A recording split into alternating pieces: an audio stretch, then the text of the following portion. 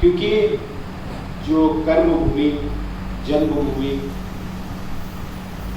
बहुत से उनके मतलब जो संबंधी हैं, उनकी भांडुप, मुंबई या महाराष्ट्र बनाने में उनकी जो अहम भूमिका रही, वो हम लोगों को कभी कोई भूल नहीं पाएगा। क्योंकि वो एक ऐसे प्रेरणा स्रोत थे कि जिसकी कल्पना हम लोग करते हैं लेकिन साक्षात रूप में देखने में नहीं मिलता है, और उन्होंने साक्षात रूप में सब कुछ साकार करने का काम किया। अच्छा लंबा परिवार और सभी के प्रति उनका जो लगाव, परिवार का उनके प्रति जो लगाव, जो स्नेह, वो सचमुच में उनकी महानता, उनके अंदर जो कुछ भी परिवार के लिए था वो यही था कि मेरा परिवार, मेरा समाज सब मेरा है और सभी को मेरे माध्यम से मुझे आगे लेकर जाना है। इसीलिए वो आगे भी लेकर गए। उनके नाम पर चाल भी है, रूम भी है, और बहुत समय से लोग उनको जानते भी हैं।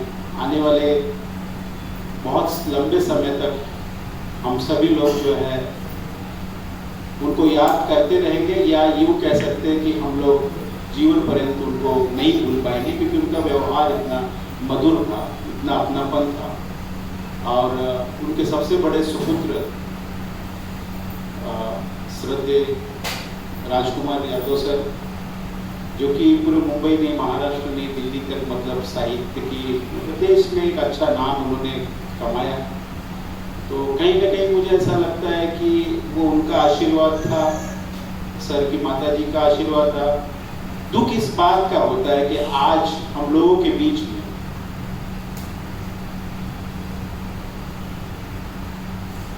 दोनों लोग नहीं, गला भरा था।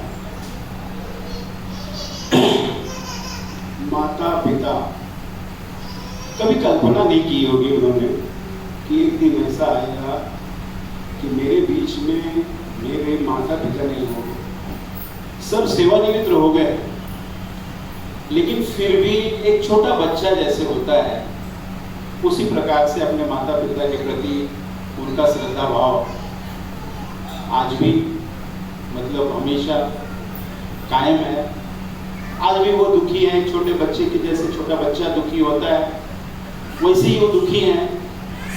और मुझे तो ऐसा लगता है कि पता नहीं कहाँ से ईश्वर की कृपा हुई कि उनको इतना विवेक जागा कि सर एक स्कूल कॉलेज को देख रहे थे, उसके डायरेक्टर बनाए गए थे, और कुछ ही दिन पहले उन्होंने ये फैसला लिया कि अब मैं जो है स्कूल कॉलेज में नहीं जाऊंगा, क्योंकि मैं स्कूल से मतलब सेवानिवृत्त हो चुका हूँ। हमारे मुख्याध्यापक के रूप में हो रहे महापुरुष पुरस्कार उन्हें मिला, उसके बाद वो सेवानिवृत्त हुए और वो स्कूल कॉलेज के डायरेक्टर बनाए गए। वहाँ वो कॉलेज स्कूल को बहुत अच्छी तरह से चला रहे थे, लेकिन ईश्वर की पता नहीं कहाँ से उनको प्रेरणा प्राप्त हुई, या मुझे लगता है कि माता जी हम लोगों के बीच में नहीं है, तो उनका ही कुछ संकेत, उन्होंने आशीर्वाद या जो भी रहा हो, उस हिसाब से उन्होंने वो वहाँ पे जाना बंद कर दिया।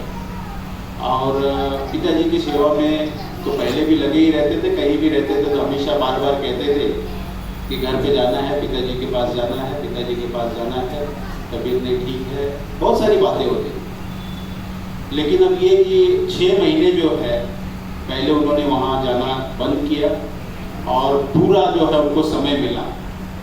मैं खाली यही कहना चाहूँगा कि आप लोग दुखी हैं, लेकिन आपके दुख को थोड़ा सा मैं कम करना चाहता हूँ, क्योंकि बाबूजी की उम्र जो है 80 वर्ष थी। 80 वर्ष आज के समय में कोई कम उम्र नहीं मानी जाती। आज युवा लड़के जो है 30, 35, 40, 45 में उनका दुखद निधन हो जा रहा है, लोग माता पिता तड़प रहे हैं। ऐसे में आप लोग अपने आप को संभालने की कोशिश कीजिए, क्योंकि आप दुखी है, मैं मानता हूँ, मैं भी दुखी हूँ, मैं ये मानता हूँ, स्वीकार करता हूँ, लेकिन हमें ये देखना है कि हमसे भी ज़्यादा लोग बहुत दुखी हैं। इसलिए अपने आप को जो है आप लोग मजबूत बनाने की कोशिश कीजिए। पूरे परिवार के लोग पढ़े लिखे अच्छे हैं, और भी जो हमारा पूरा परिवार है, सभी लोग समाज में आगे बढ़ रहे हैं, शिक्षा के क्षेत्र में आगे बढ़ रहे हैं, प्रगति कर रहे हैं। श्रद्धांजलि सभा में ये सब बातें मैं इसलिए बता रहा हूँ क्योंकि ये बताना ज़रूरी है, ये कहना ज़रूरी है, क्योंकि बाबूजी जो है भले उनका शरीर हमारे बीच में नहीं है, लेकिन उनकी आंखें, उनकी आत्मा हम लोगों के बीच में विद्यमान है। वो हमारी बातें सुन रहे हैं, उनको ध्यान में आ रहा है, उनको ये समझ में आ रहा है कि मैंने मेरे परिवार के लिए, समाज के लिए जो अच्छा काम किया है उसको ये लोग कोई भूल नहीं पाएंगे, और यही सच्चे अर्थों में उनके प्रति श्रद्धांजलि होगी।